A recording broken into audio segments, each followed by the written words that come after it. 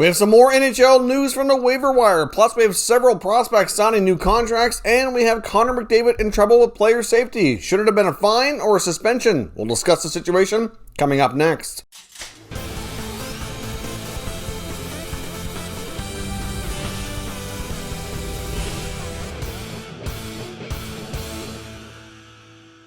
So welcome back to another video here at Top Shelf Hockey. Now, as I mentioned, we have a variety of things to talk about when it comes to waivers, as well as some signings and Connor McDavid. Let's start off first with the waivers news. We had yesterday Shane Gostisbehere, Nick Holden, and Liam O'Brien of the Avalanche, all three on waivers. There's a lot of rumors, a lot of speculation that Gostisbehere would be picked up, given how he's played in the past, even though he hasn't done so great as of late. But all three players have cleared waivers. That might come as a surprise to some of you, and to a degree, I do understand. Obviously, Gostisbehere is a player that some teams could have picked up for nothing, really. Obviously, that's, always a nice plus when you don't have to give up a bunch of assets to bring in a decent player onto your roster. But he does have 2 more years left on his contract. The cap hit's $4.5 million. Most teams, I think if they're going to make an acquisition at this point, given the cap situation, likely need to give up something off their roster to make it happen, which is why NHL waivers is a whole different beast this year. We're not seeing the claims like you thought you would, and when you are seeing claims, it's usually a goaltender because they absolutely have to have one, or in some cases, like we saw with the Leafs losing players, they're 1-year deals, league minimum contracts. There's really, not much of a cap hit, and there's no real risk because there's no term to the deal. So, unfortunately, for lack of entertainment purposes at least, these three players will remain with their existing clubs. I would not rule out a Gostisbehere trade at this point. Hard to say what's happening, but I know there's a lot of talk, a lot of speculation within the Flyers organization that they are working on some sort of a trade, and that part of Gostisbehere going on waivers was to either have him claimed so the cap hit's completely gone, or they can bury him on the taxi squad and at least get a partial relief there from his salary. So they're looking for some space to make some sort of other move. What that move is, we don't really know yet, and it may take a day or two. It could come later today. We really don't know what's happening in Philadelphia because I don't think it was a really for sure done deal, but the word was that Chuck Fletcher and the Flyers had a few irons in the fire. They're working on some stuff, and they wanted some flexibility, assuming those moves that they're working on were able to proceed and go through. So we'll have to remain to be seen. I know the Florida Panthers were a team that many people thought would pick up Gostisbehere, given the fact they just lost Aaron Ekblad, but that didn't happen. I know the Bruins seemed like an ideal fit, given that left side of their blue line. But that didn't obviously happen either. And there's a few other teams out there as well, obviously rumored to want to add blue line help before the deadline. But again, a caution doesn't mean he won't get traded, and it doesn't mean teams weren't interested. It's just they might need other contracts or their own cap hits going out to make the necessary space. So stay tuned. We'll likely get more movement on some of these players here in the coming days. And there's also no new players on waivers today, so we won't have any news of players possibly being claimed by this time tomorrow, but there could always be players on tomorrow. So we'll just likely discuss the waivers here quite a bit in the next number of days as well, but nothing new to report on for today. Now, of course, we have the situation that happened last night with Connor McDavid, the Oilers versus the Habs, and the Habs' first game back since going through some COVID protocols where they were shut down for about a week or so. And there's a situation where Connor McDavid hit Jesperi Kotkaniemi with a pretty vicious-looking elbow. Now, he did get a penalty on the play. It was a minor penalty. He went right to the box. He knew what he did. It looks like he kind of did have some purpose to what he was doing. Obviously, it looks like McDavid got frustrated and crossed the line, but many people felt there was going to be a suspension coming. There's been a big raging debate on social media that is he getting preferential treatment because he's Connor McDavid? He's the NHL's face right now and the top player, or what is going on here? And a lot of people were crying for a suspension, and he ends up getting a fine of $5,000. Now, based on what McDavid actually gets paid, that's peanuts. You compare what McDavid makes along with the fine to, say, an average person making, say, $50,000 a year. That's about them paying a $20 fine. So it's really less than a slap on the wrist. So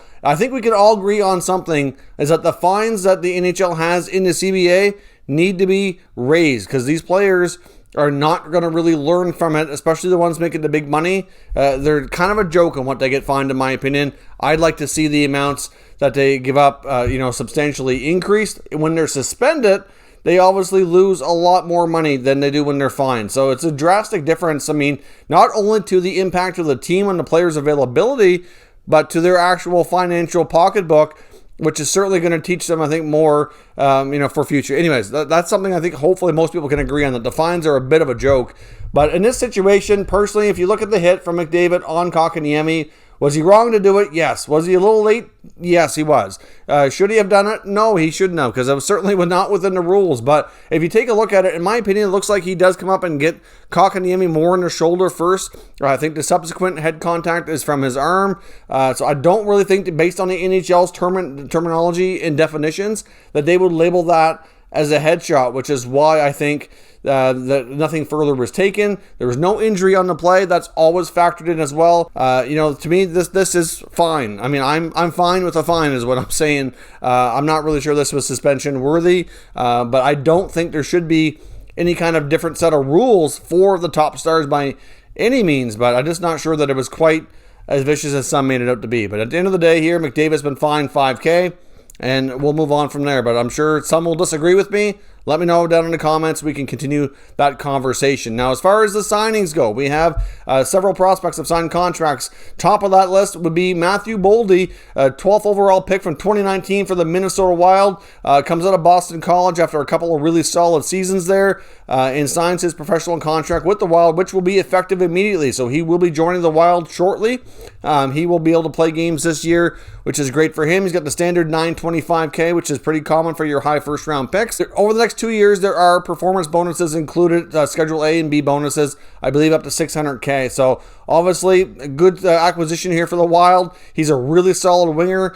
It was taken 12th overall for a reason. Really complete player. So we'll see how much of an impact he can have. Obviously, they got Kaprizov in the lineup at the beginning of the year. Now they get Boldy. And we can really see this Wild team, who's been a bit of a surprise and a lot more fun to watch than we have seen in the past, get a little bit better here again. Obviously, he'll likely need an adjustment period, but Boldy's a terrific young player there for Minnesota. I'll be curious to see if some more of his teammates that are high-profile players, including goalie Spencer Knight, who belongs to the Florida Panthers as a first-round pick, and Alex Newhook, obviously another first-rounder, went to the Colorado Avalanche, if they will come out and play, if they will come out and sign pro contracts to join their NHL franchises, or if they return to school for another year, because there's some, big-time impact players here to see what their future holds. Now, speaking of Boston College, one of their other players who was an undrafted free agent, Mike Hardman, has signed a professional contract with the Chicago Blackhawks on an entry-level deal. The 22-year-old winger put up 19 points in 24 games this past year. He comes out of college hockey instead as an undrafted player, so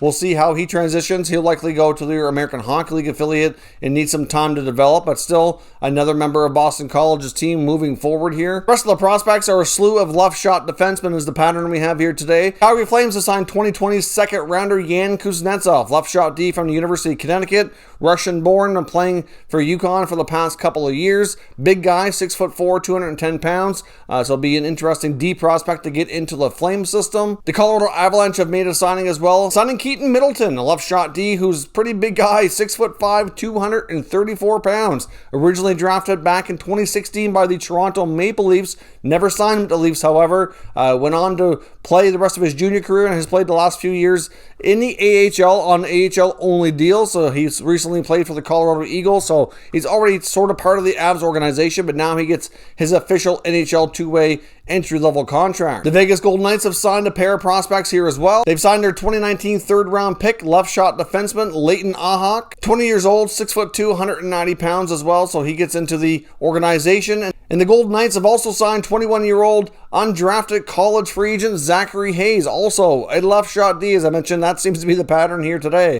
He played his junior hockey for the Prince Albert Raiders of the Western Hockey League, and he recently joined the Vegas Golden Knights AHL affiliate in Henderson earlier this year on an AHL only deal. So he gets promoted and gets the NHL two-way entry-level contract. So a couple of key players who could be interesting prospects for Vegas down the road here. So those are your signings. McDavid's been fined. No waiver claims today. So let me know your thoughts on everything discussed down in the comments, and we'll discuss further. If you're new to the channel, consider subscribing and turning on your notifications so you don't miss any future content.